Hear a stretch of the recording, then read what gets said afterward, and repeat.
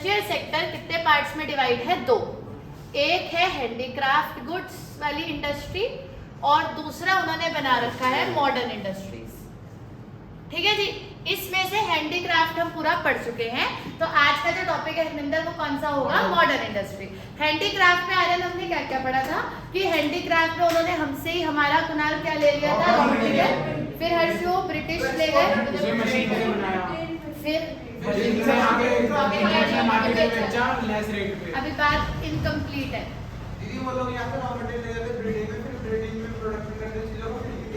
फिर ब्रिटेन में प्रोडक्शन करते थे मशीन से। वो जो मशीन मेड गुड्स होते थे they look alike hand made goods, but उनका जो प्राइस होता था वो कंपैरेटिवली चीप होता था। अपनी बात पूरी बतानी है।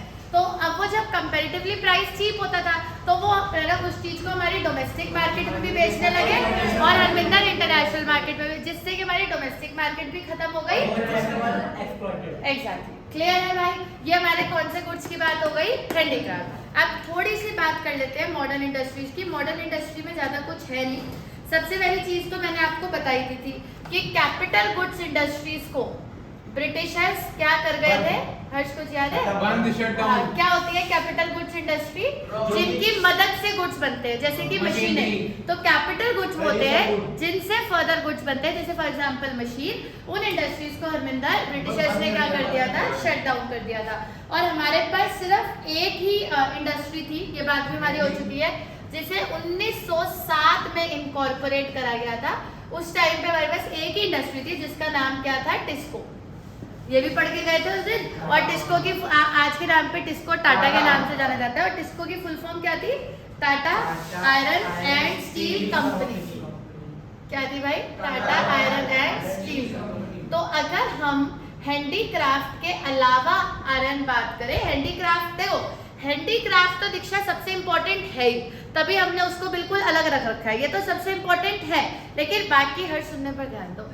जो बाकी चुन्नू मुन्नू बातें हैं वो सारी किसके अंदर आ जाती है? मॉडर्न। मेन हैंडीक्राफ्ट अलग से, तो हैंडीक्राफ्ट अलग से भी क्वेश्चन आ सकता है कि सिर्फ हैंडीक्राफ्ट के बारे में ही बताओ 3 नंबर में।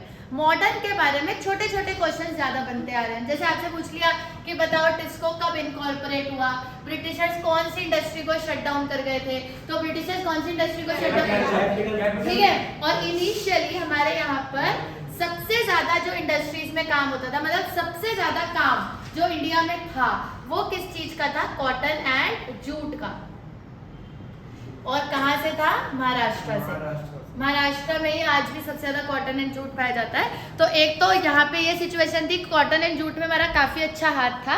और 1907 में हमारे पास एक ही कंपनी थी जिसका नाम था टिस्को, जो आयरन एंड स्टील मैन्युफैक्चर करता था। और कैपिटल गुड्स इंडस्ट्रीज को ब्रिटिशर्स क्या कर गए थे? Shut down. और कुछ ज्यादा हमारे पास पढ़ने को इसमें नहीं है, बाकी सब कुछ हम इसमें पढ़ चुके हैं। तो ये हमारा कौन सा सेक्टर खत्म हो गया? इंडस्ट्रियल। टोटल इस चैप्टर में कितने सेक्टर है हरमिंदर? 6। सबसे पहला है एग्रीकल्चर, दूसरा है इंडस्ट्रियल, तीसरा आएगा फॉरेन ट्रेड। आज का जो टॉपिक है वो फॉरेन ट्रेड ही है। आप इसको 2 लाइनें नोट कर लो। ये हमारा कौन सा सेक्टर है? इंडस्ट्रियल। मतलब मॉडर्न इंडस्ट्री को बंद कर गए थे ना। कॉटन एंड जूट इंडस्ट्रीज अच्छा एक्सपोर्ट कर रही थी उस टाइम पे, मतलब माल वगैरह बाहर जा रहा था जब ब्रिटिशर्स इंडिया से गए। कैपिटल गुड्स को शट डाउन कर गए थे। कैपिटल गुड्स इंडस्ट्रीज को ब्रिटिशर्स क्या कर गए थे? Shut down. हाँ, कंज्यूमर गुड्स, उस पर डिस्क्रिमिनेटरी टैरिफ पॉलिसी रखती थी। अभी फॉरेन ट्रेड में आएगा, पानी आ रहा है, जल्दी नोट करो।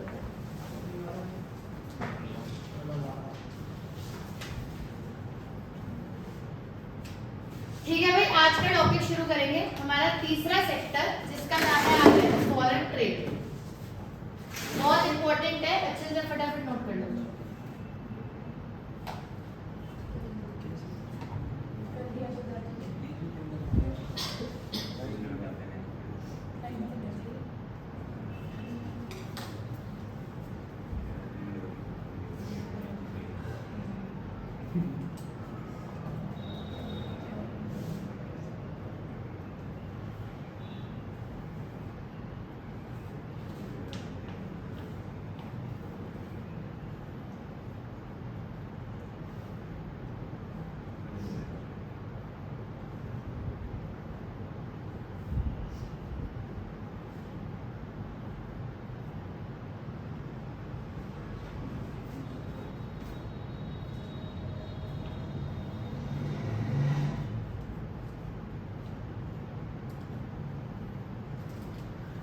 एक बार अपन क्या था 1907 इनकॉर्पोरेट, किसको? मतलब क्या है इसका? ये हमारे पास उस टाइम पे सिर्फ एक ही कंपनी इनकॉर्पोरेटेड थी जिसका नाम था टिस्को। जब इंडिया आजाद हुआ तो इंडिया के पास अंदर सिर्फ कितनी कंपनीज थी? एक, जिसका नाम था टिस्को, और कोई कंपनी थी ही नहीं। ये बस एक इंडियन कंपनी थी। बस एक ही कंपनी थी।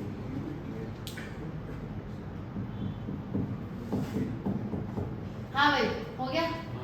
चलो आज का टॉपिक शुरू करते हैं। हेडिंग डाल दीजिए फॉरेन ट्रेड।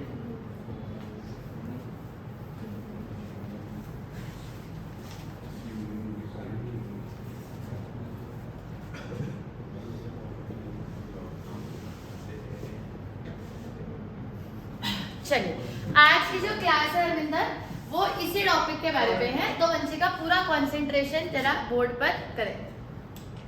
पेन शेन नीचे रख। स्कूल गए थे? तैयार दिया? इसको करा दिया यार। पढ़ाई ये करा दिया ना शुरू? हाँ। खत्म हो गई। अरे सिलेबस तो नहीं खत्म हो गया? दूसरा खत्म हो गया। मतलब ये इसका क्या पढ़ा? मैं था वो। मनी एंड बैंकिंग हाँ। खत्म हो गया। अब इस पे आ गए ना वो भी। चलो गुड। चलो भाई सुनिए फिर फॉरेन ट्रेड, कंसंट्रेट करिए।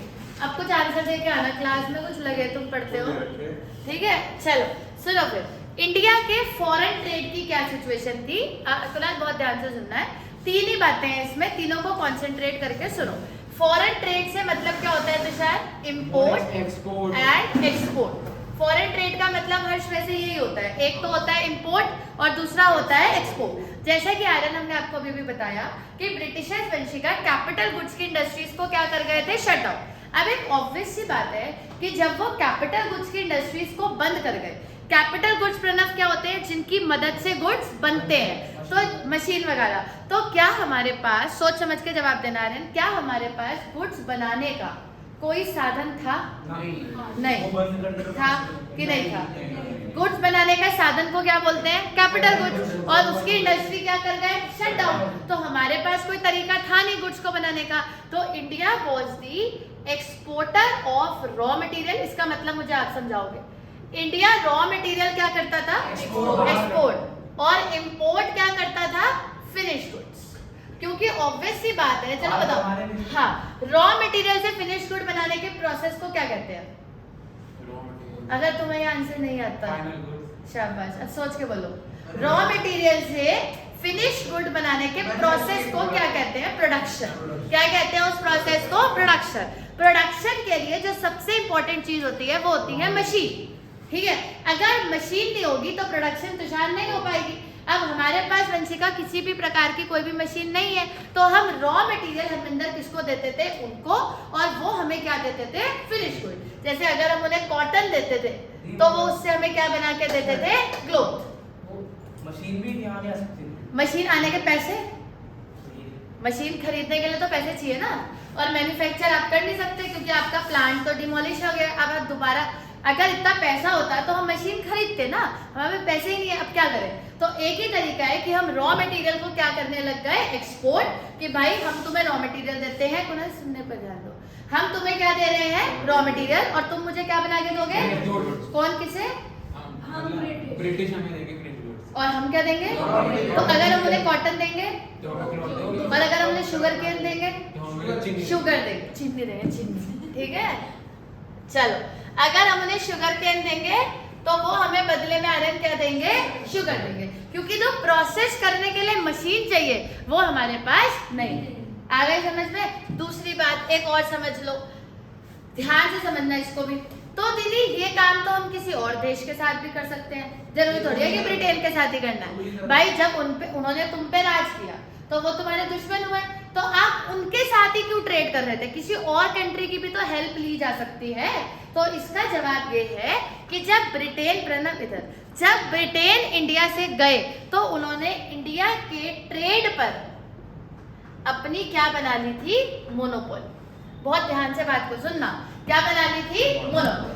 बाकायदा प्रॉपर एग्रीमेंट साइन किया गया था कि अगर इंडिया रॉ मटेरियल किसी को एक्सपोर्ट करेगा और इंपोर्ट होगा तो वो सिर्फ किसके साथ होगा? ब्रिटेन के साथ। इसी शर्त पे भारत को आजादी मिली थी कि जितना भी ट्रेड चलेगा वो सारा ट्रेड आयरन किसके साथ चलेगा?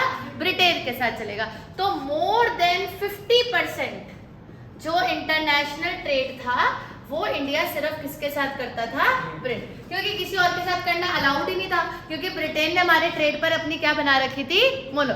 इसी कंडीशन पर उन्होंने हमें इंडिपेंडेंस दिया था कि आयरन तुम्हें आजाद तो कर रहे हैं, पर तुम्हारा ट्रेड का जो हिस्सा होगा वो आयरन सबसे ज्यादा सिर्फ किसके साथ होगा? ब्रिटेन के साथ। उसके लिए उन लोगों ने एक कैनाल भी बनाया था जो अंडर वाटर कैनाल है, इसको स्विस कैनाल के नाम से जाना जाता है। इसे 1869 में बनाया गया था कि this is the shortest under water route between Britain and India. तो जब ब्रिटिशर्स ने सोचा कि अब इंडिया तो एक हो गया, क्योंकि एक टाइम आपने अगर पुरानी हिस्ट्री पढ़ी हो तो लोगों में काफी एकता आ गई थी और लोग ब्रिटिशर्स के अगेंस्ट कुणाल क्या करने लग गए थे? फाइट करने लग गए थे। तो ब्रिटिशर्स ने सोचा कि चलो अब तो ये अवेयर हो गए हैं, अब हम ज्यादा टाइम तनिषा रूल नहीं कर सकते। तो वो पहले से ही अपनी तैयारी में थे कि भैया जितना इन्हें एक्सप्लॉइट करना है जल्दी से जल्दी कर लो, क्योंकि अभी अपनी आजादी की जंग लड़ना शुरू कर रहे हैं। क्योंकि उससे कुछ साल पहले तक वंशिका इंडिया में वो लोग हुक्म चलाते थे और इंडिया चुपचाप प्रणव सुनते थे,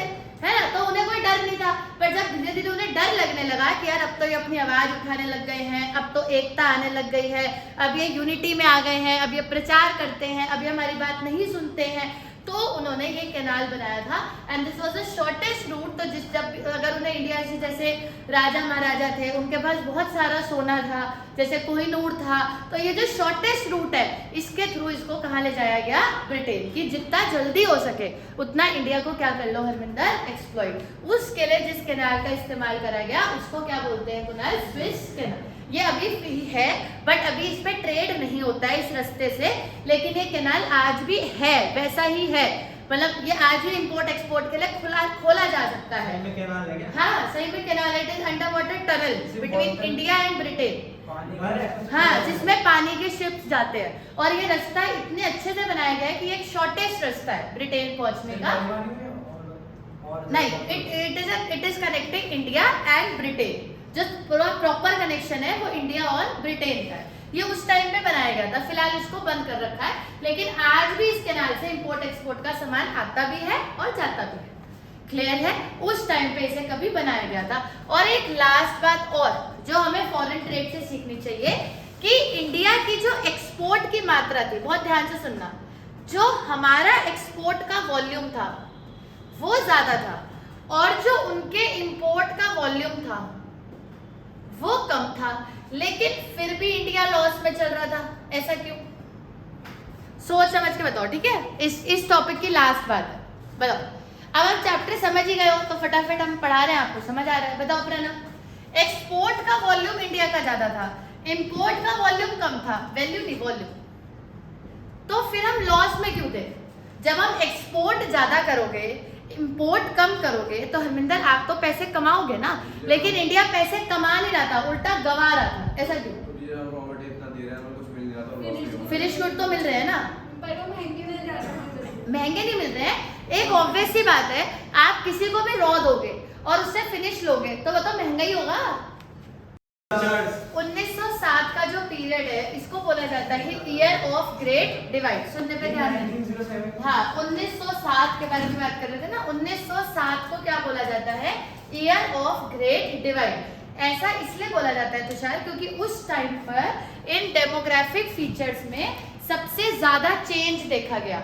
मतलब ये जो पॉपुलेशन है, बर्थ रेट होता है, डेथ रेट होता है, इन सब में सबसे ज्यादा चेंज कुणाल कौन से ईयर में देखा गया? इंडिपेंडेंस से पहले की बात कर रहे हैं, तो कौन से ईयर में देखा गया? 1907। इसलिए 1907 ये क्वेश्चन सबसे ज्यादा पेपर में आता है। 1907 को हरमिंदर क्या कहा जाता है? Year of great divide. वापस 1947 पे आते हैं। 1947 में डेमोग्राफिक फीचर्स की हालत क्या थी? सबसे पहले बात करेंगे पॉपुलेशन की। वो सबको पता ही है कि पॉपुलेशन काफी क्या थी? हाई। जो बर्थ रेट था, बर्थ रेट क्या था? हाई था, बर्थ रेट बहुत बढ़ रहा था, और उल्टा डेथ रेट जो था वो कम हो रहा था। जो ये वाली सिचुएशन होती है ना, ये बहुत क्रिटिकल होती है। इसमें बर्थ रेट तो बढ़ रहा है, यानी नंबर ऑफ बर्थ्स बढ़ रहे हैं, पर डेथ्स नहीं हो रही हैं, तो यानी पॉपुलेशन का प्रेशर ऑटोमेटिकली बढ़ेगा। तो वही सिचुएशन थी, तो पॉपुलेशन काफी हाई थी, पॉपुलेशन का प्रेशर काफी ज्यादा था। अगर हम बात करें लिटरेसी रेट की, पहले अभी बताओ कि लिटरेसी रेट होता क्या है, फिर बात पढ़ाई करेंगे। लिखाई पढ़ाई लिखाई इज नॉट लिटरेसी। 7 साल के ऊपर जितने पढ़े लिखे हैं उनको वो नहीं, वो भी लिटरेसी नहीं होता। आप लिटरेट सोचो जो लिटरेट होते हैं लिटरेट कौन होता है? जो का सामने होते हैं 7 साल के ऊपर स्कूल जा रहे हैं, चलो। 7 साल के ऊपर स्कूल जा रहे हैं। नहीं, 7 साल की तो कोई एज है ही नहीं। हमारे देश में जो लिटरेसी की परिभाषा है वो अगर हम और देशों से कंपेयर करें तो सबसे ही बेकार डेफिनेशन है। लेकिन उसके बावजूद हमारे देश में जो लिटरेसी है रेट है वो सब देशों से कम है, यानी हमारी डेफिनेशन भी सबसे सस्ती है और हमारा रेट भी सबसे कम है। तो आप सोच लो कि कितने लोग पढ़े लिखे की तो बात ही नहीं हो रही। आप कहाँ स्कूल तक चले गए? यहाँ तो स्कूल तक भी नहीं जाना। लिटरेसी की डेफिनेशन है कि एनी पर्सन, हाँ जी, डेफिनेशन मतलब कि लिटरेट कौन होता है, हु इज लिटरेट। आप किसे बोलोगे कि ये लिटरेट है और ये इलिटरेट है, तो उसकी डेफिनेशन ये है कि any person who can read and right. School तक की तो बात ही नहीं कर रहे हो।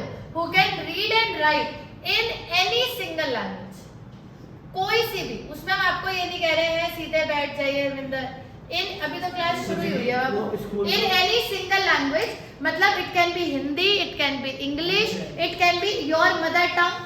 तो अपनी मदर टंग में तो बच्चा सबसे पहले लिखना बोलना सीखता ही है, चाहे वो कहीं का भी बच्चा हो।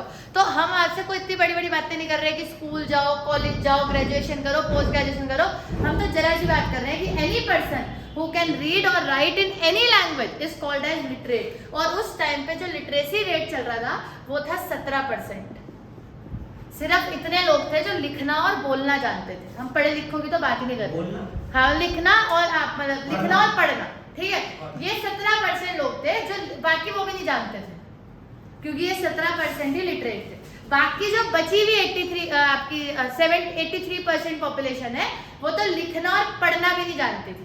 तो वहां से उठकर हम यहाँ तक पहुंचे हैं। आज भी इंडिया का लिटरेसी रेट सबसे लो है। अगर आप पूरे वर्ल्ड में कंपेयर करोगे तो ज्यादा ऊपर नहीं आते हम। लोएस्ट मतलब ये भी नहीं कह रहे कि हम सबसे वर्स्ट है, बट अच्छे देशों को देखा जाए तो वो सब हमसे ऊपर ही है, उनमें हम सबसे नीचे ही हैं अगर हम प्रेजेंट का लिटरेसी रेट देखें। जबकि अभी आपने देखा कि हमारे देश में जो लिटरेसी की परिभाषा है वो कुछ भी नहीं है। रीड एंड राइट तो कुछ भी नहीं होता। रीड एंड राइट तो 5-6 साल का बच्चा can also read and right, उसमें तो कोई इतनी बड़ी बात नहीं है। तो इतने भी लोग नहीं थे। तो आप सोचो कि डेफिनेशन अभी भी यही है, परसेंटेज चेंज हो गया है। मतलब करंट रेट तो बाबू सेंसस के हिसाब से हर 5 साल बाद आता रहता है। अब होगा 40-50% का रेट है। अभी इतने लोग हैं जो लिखना बोलना जानते हैं। मतलब अभी भी हमारे देश में 20-30% संख्या ऐसी है जो लिखना ही नहीं जानते, ना पढ़ना जानते हैं। तो आप सोचो कि देश को डेवलप करने में कितनी दिक्कत आई होगी। उस टाइम पे सिर्फ कितने % लोग लिखना बोलना जानते थे? 17% लोग लिखना और पढ़ना जानते हैं। और हम बात कर रहे हैं डेवलपमेंट की। तो आप सोचो बाकी लोग तो वो भी नहीं जानते, तो डेवलपमेंट कहाँ से होगा। अब आ जाइए नंबर 3 पे। IMR की अगर बात करें, IMR का मतलब होता है इन्फेंट मोर्टालिटी रेट। क्या होता है इन्फेंट मोर्टालिटी रेट? 1 साल से ज्यादा बच्चे की कम, 1 साल से कम उम्र के जो बच्चे होते हैं उनकी डेथ। क्योंकि ऐसा बोला जाता है कि बच्चे की लाइफ का जो पहला साल होता है वो काफी डेंजरस होता है, क्योंकि वो अभी नया एनवायरनमेंट में आया है। बहुत सारी इन्फेक्शंस होते हैं यहाँ पर, बहुत सारे बैक्टीरिया हैं, वायरसेस हैं, तो वो बच्चे की बॉडी में बहुत जल्दी इंजेक्ट हो जाते हैं पानी से, फूड से। तो उसकी बॉडी इतनी इम्यूनिटी स्ट्रांग नहीं होती आर्यन कि वो उन वायरसेस के अगेंस्ट फाइट कर पाए। इसलिए आपको पता भी है कि बच्चों को वैक्सीनेशन भी लगाए जाते हैं। तो जो उनकी लाइफ का शुरू का 1 साल होता है वो काफी क्रिटिकल होता है। इवन वो इतना क्रिटिकल होता है कि डॉक्टर हर महीने बच्चे को बुलाता है कि वो हर महीने बच्चे को चेक करे कि बच्चा अच्छे से कर रहा है कि नहीं कर रहा है। उसके बाद कोई दिक्कत नहीं है। आफ्टर 1 ईयर अब वो अपनी इम्यूनिटी बिल्डअप कर चुका है, अब कोई दिक्कत नहीं है। तो what is infant mortality rate? कि number of infants dying before completing 1 year of their age. ऐसे बच्चे जो 1 साल भी अपनी लाइफ का पूरा नहीं कर पा रहे हैं। और इन्फेंट मोर्टालिटी रेट भी उस टाइम काफी क्या था? हाई। क्यों हाई था? ये हमारी इम्प्रॉपर मेडिकल कंडीशंस को दर्शाता है कि हमारे पास इतनी मेडिकल सुविधाएं नहीं थी कि ये बच्चे इतनी लाइफ एग्जिस्ट कर पाए। कुछ बच्चे तो ऐसे होते थे जो in the week in the 8 month 7 month ही मर जाते थे क्योंकि उनको प्रॉपर मेडिकल नहीं मिलता था। आज के टाइम पे क्या है, डॉक्टर है, कोई भी प्रेग्नेंट वुमेन है तो उसका एक्सरे हो जाता है, बहुत सारी सुविधाएं हैं, आप अंदर ही बच्चे को पूरा देख पा रहे हो, चेक कर पा रहे हो। लेकिन पहले ये सब सुविधाएं नहीं होती थी तो बच्चे बर्थ में भी बहुत प्रॉब्लम आती थी और आफ्टर बर्थ भी नंबर ऑफ डेथ्स बहुत ज्यादा।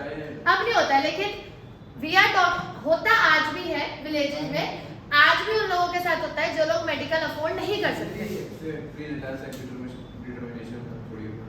हम प्री सेक्स डिटर्मिनेशन नहीं कर रहे हैं, हम ये कह रहे हैं कि बच्चे को आप कैसे चेक करोगे कि वो इन दी वॉक फाइन है कि नहीं है। तो वो जो नंबर ऑफ डेथ्स होती है वो भी किस में आ जाती है, इन्फेंट मोर्टेलिटी रेट। पेट के अंदर हाँ, वो भी आ जाते हैं और मतलब वो डेथ्स तो इससे भी ज्यादा होती हैं अगर हम पहले जमाने की बात करें। आज तो क्या है, अगर हम आज की बात करें आज उतना नहीं होता है क्योंकि अगर कोई प्रेग्नेंट वुमेन है तो डॉक्टर उसका एक्सरे भी करा लेगा, डॉक्टर हार्ट बीट भी सुन लेगा बच्चे की, क्योंकि अब सुविधाएं आ गई हैं। लेकिन पहले मदर को ही 9 मंथ्स तक नहीं पता होता था कि उसके पेट में जो बच्चा है वो जिंदा है, मर गया है। बाद में पता चलता था कि अच्छा वो बच्चा तो इतने मंथ में ही मर गया था। तो ऐसा भी होता था और ये मतलब ऐसा नहीं है कि इसमें ये नहीं है कि हो या ऐसा हो रहा है, बहुत नॉर्मल था, होता था। मतलब ऐसे तो होता था कितने बच्चे हो जाते थे एक मदर के कि 2 हो गए, 4 मिसकैरेजेस हो गए, बहुत नॉर्मल होता था। हाँ, क्योंकि उनकी लाइफ में उनको मेडिकल की सुविधा नहीं होती थी कि वो डॉक्टर तक जाएं, पूछें, ये सब फैसिलिटीज अब है। आज से कुछ साल पहले ये सब नहीं होता था। तो उस टाइम पे जो इन्फेंट मोर्टेलिटी रेट है और इसी के बाद वाला जो हम बात कर रहे हैं that is maternal mortality rate, वो दोनों ही काफी हाई होते थे। इन्फेंट मोर्टेलिटी रेट होता है जो तुषार बच्चे के बर्थ के बाद होता है और मैटरनल मोर्टेलिटी रेट होता है जो बच्चे के बर्थ से पहले वाला रेट होता है। और मैटरनल मोर्टेलिटी रेट वो भी होते हैं कि जो मदर्स बच्चों को जन्म देते देते जिनकी डेथ्स हो जाती हैं वो भी किसमें कवर होती है, मैटरनल मोर्टेलिटी रेट। कई बार ऐसा होता है कि केस इतना कॉम्प्लिकेटेड हो जाता है कि बेबी के साथ साथ मदर की भी डेथ हो जाती है, उसे मैटरनल मोर्टेलिटी रेट में कवर करा जाता है। ठीक है जी, तो दोनों ही रेट्स काफी हाई थे, लिटरेसी रेट भी हो गया, पॉपुलेशन भी हो गई। अब आती है हरमिंदर लाइफ एक्सपेक्टेंसी। क्योंकि देखो वैसे तो लोग बढ़िया खाते पीते थे, अब तक जी रहे हैं, मतलब पुराने लोग आज तक 100-100 साल की लाइफ ले लेते हैं। लेकिन अगर हम आज के खाने पीने वाला कल ये देखें तो ये 50-60 तक भी नहीं पहुंच पाता। 40 में ही लोगों को इतनी बीमारियां हैं, किसी को बीपी है, किसी को शुगर है। लेकिन पहले लोग अच्छा, बट अगर डेटा के हिसाब से चले तो लाइफ एक्सपेक्टेंसी कितनी होती थी, 32 ईयर्स, क्योंकि मेडिकल नहीं था। तो अगर किसी को बीमारी होती है तो उसको बचाने का कोई तरीका नहीं है, तो life expectancy was only 32 years. Present की बात करें हम तो इट इज 63 ईयर्स। अभी ये उम्मीद करी जाती है कि हर आदमी, देखो चाहे किसी आदमी को 40 साल में बीपी है, शुगर है, पर वो जी तो रही है क्योंकि इतनी दवाइयां हैं। आप रोज ये दवाई खाओ, चल रही है गाड़ी, तो 50-60 साल तक तो वो घसीट ही लेगा ना दवाइयों के सारे, उसके बाद आगे कुछ एक्सपेक्टेड नहीं है। तो life expectancy was only 32 years. Number 5 आता है population literacy infant low standard of living. Standard of living बहुत ज्यादा क्या था, लो। तो स्टैंडर्ड ऑफ लिविंग लोगों का कुछ खास अच्छा नहीं था, ज्यादा लोगों के पास एमेनिटीज सुविधाएं भी नहीं थी। ये हमारे किसकी सिचुएशन है, आ रहा है डेमोग्राफिक फीचर्स। क्लियर है, करेंगे नोट। ये चौथा सेक्टर है। चौथा